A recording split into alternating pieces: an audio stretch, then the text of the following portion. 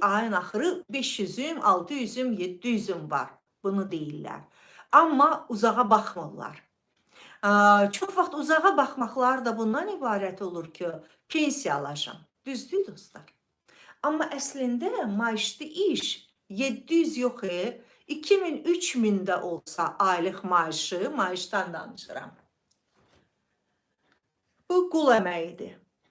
Burada insan saatının yiyəsi deyil. Həftənin 5 günü ən azı 8 saatdan gedir işləyir, 40 saat işləyir. Ömrünün 40 ilin xaçlayır. Və aldığı təqaüd onun aylıq aldığı maaş qədər deyil.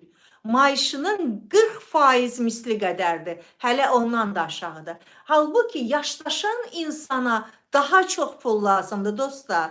Yaşlaşan insana hörməti olması üçün uşağının, nəvəsinin, nə bilim, taytuşunun yanında o hörməti olması üçün, daldan dala ələ baxan olmaması üçün elə adama yaşlı dövrdə pul lazımdır, qızlar, dostlar.